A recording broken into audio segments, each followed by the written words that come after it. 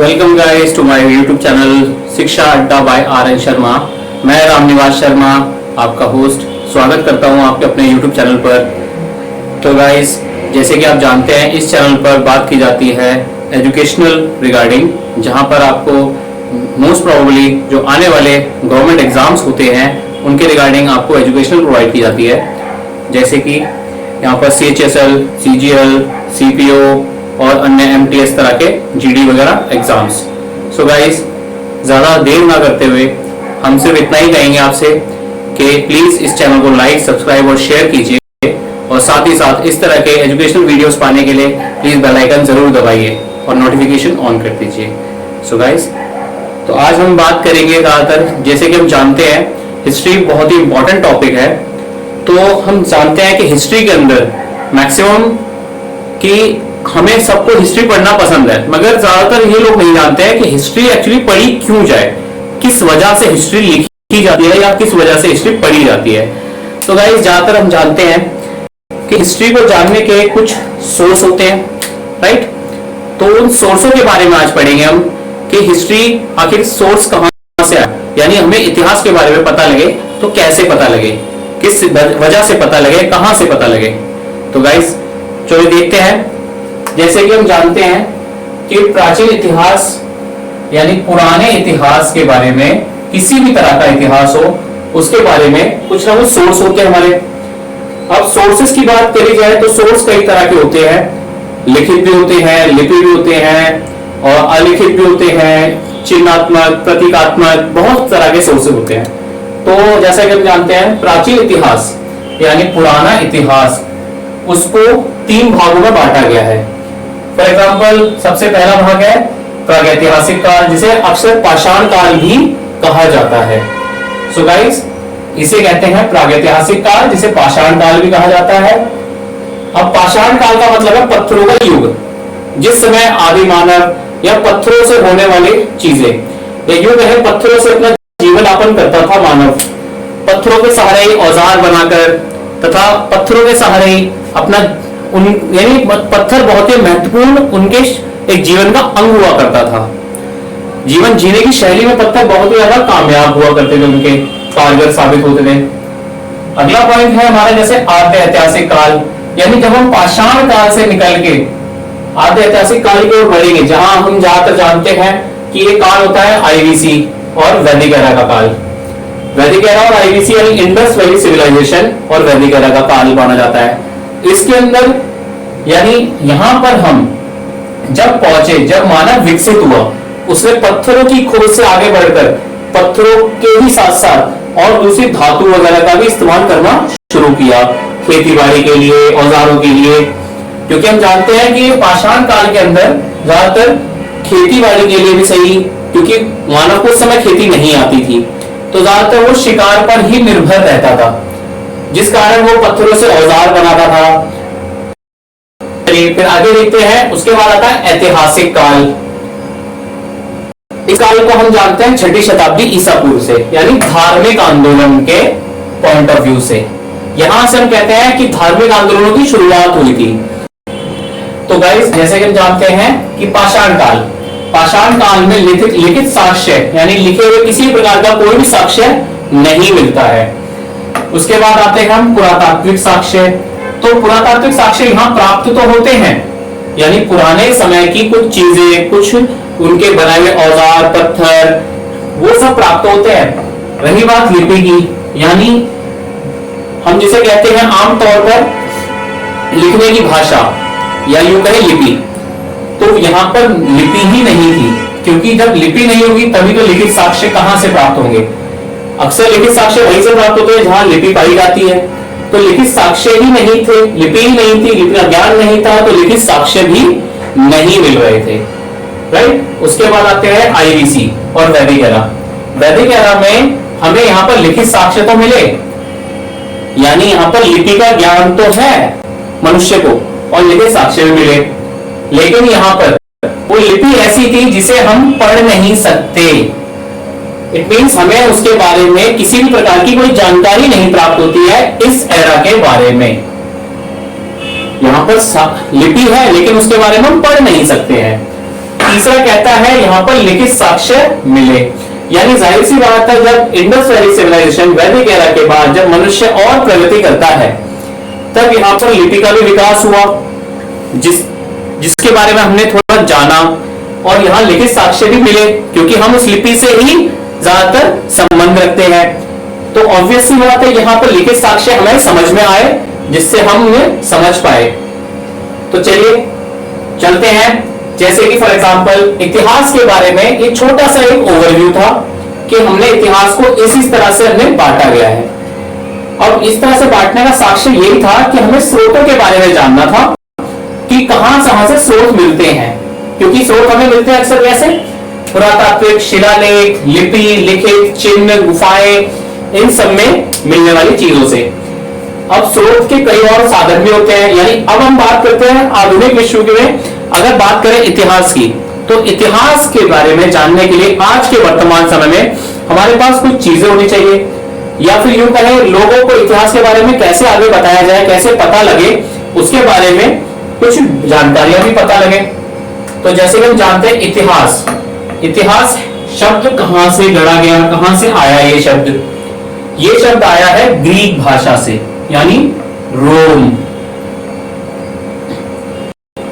तो जाहिर सी बात, सर्वप्रथम यानी सबसे पहले इस शब्द इतिहास का कहां उल्लेख मिलता है? अगर भारतीय इतिहास की बात करी जाए तो वेदों के अंदर अथर्ववेद में इसका उल्लेख मिलता है हम लोगों को।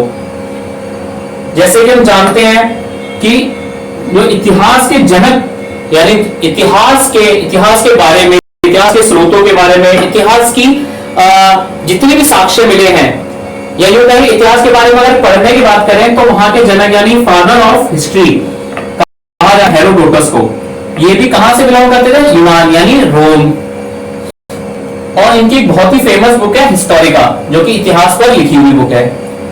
उसके बाद जैसे कि एक सबसे महत्वपूर्ण पॉइंट जो अक्सर एग्जाम्स में बहुत ही रेयरली पूछा भी जाता है, या यूं कहे कि बहुत जल्दी, बहुत ज्यादातर किसी को नहीं पता होता है, जैसे कि इतिहास लेखन पर पाबंदी लगाने वाला सर्वप्रथम मुगल सम्राट कौन था?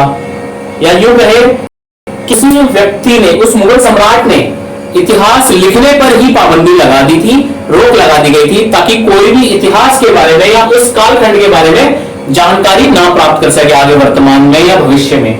तो वो था औरंगजेब। औरंगजेब ऐसा व्यक्ति था जिसने, या यूं कहें इतिहास में एक ऐसा अकेला व्यक्ति था जिसने सबसे पहले हिस्ट्री लिखने पर, यानी इतिहास लिखने पर पाबंदी लगा दी गई थी।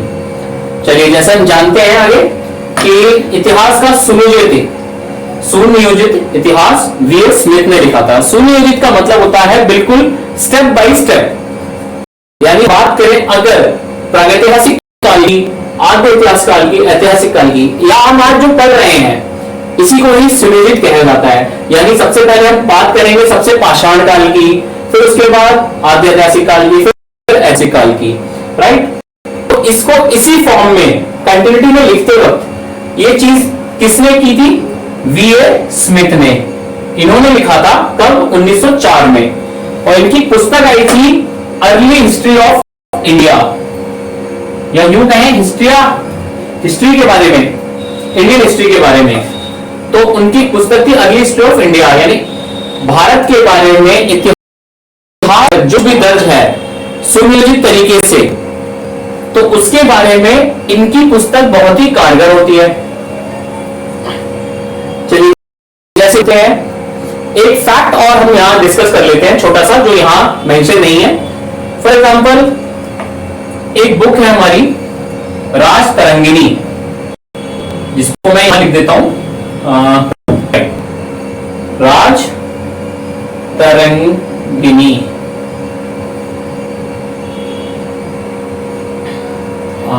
तरंगिणी,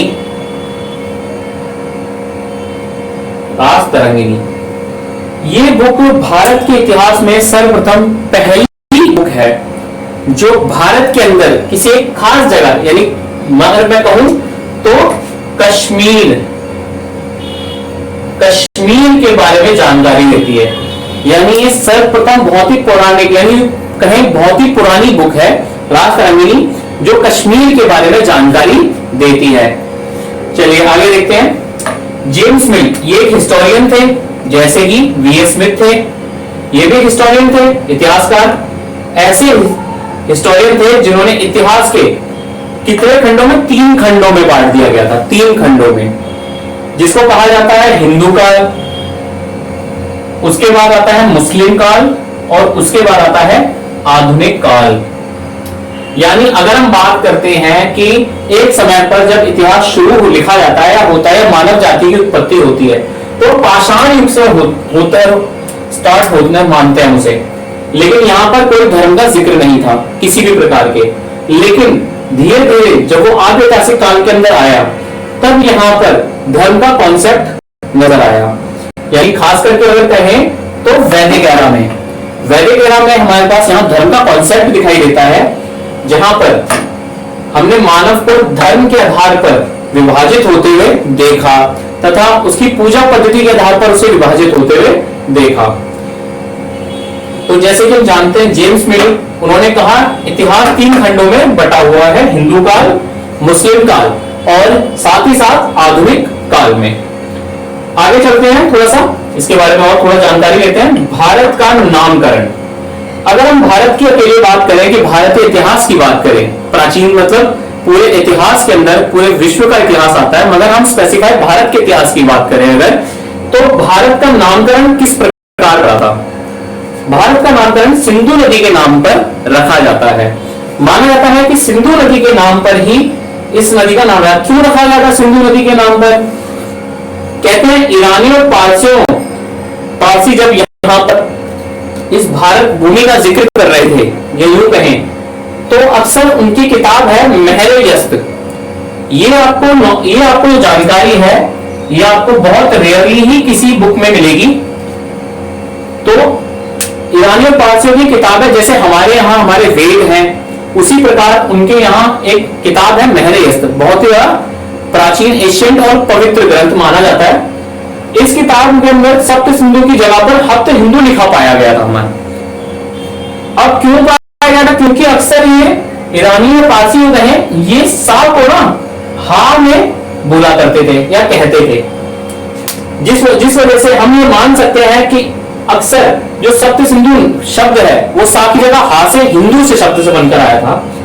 इसी वजह से इसका नाम हिंदुस्तान या फिर इंडस, क्योंकि हम जानते हैं भारत का नाम इंडस वैली यानी सिंधु सभ्यता, तो हिंदू सभ्यता के नाम से भी इसको हम कह सकते हैं, क्योंकि जिन्होंने उन ईरानी पारसियों को हा की जगह सा कहते थे वो लोग, इसी वजह से। तो इसी कारण इंडस से नाम पड़ा इंडोन, इंडोन से नाम पड़ा इंडिया, या यूं कहें कि सिंधु नदी से नाम पड़ा सिंध, और सिंध से कहें तो हिंद, हिंद इसका नाम पड़ा, जिससे आगे चलकर वह हिंदुस्तान या भारत कहलाया। भारत एक्चुअली एक राजन थे, जन थे। अक्सर इतिहास में भरत और 10 जनपद यानी 10 जनों की युद्ध के बारे में बात होती है, तो उसमें 10 जन एक तरफ थे और भरत एक तरफ थे। तो उन 10 जन और भरत में युद्ध हुआ, जिस युद्ध की वजह से, है ना, यहां पर भरत जो कि एक तरफ अकेले थे, उनकी विजय हुई। तो उन्हीं के नाम पर आगे चलकर ये माना जाता है कि भारत नाम रखा गया। सो गाइस, ये कुछ इंपॉर्टेंट सोर्सेस थे एक तरह से इतिहास को थोड़ा समझने के लिए, थोड़ा जानने के लिए कि इतिहास हम क्यों पढ़ रहे हैं, किस वजह से पढ़ रहे हैं, उसके एक्चुअली सोर्सेस क्या है, राइट, यानी उसके स्रोत क्या है। तो कुछ फैक्ट्स के बारे में हमने थोड़ा जाना। ऐसे ही वीडियोस आगे आने वाले समय में आप अगर देखना चाहते हैं तो प्लीज इस चैनल को लाइक, सब्सक्राइब और शेयर कीजिए। धन्यवाद।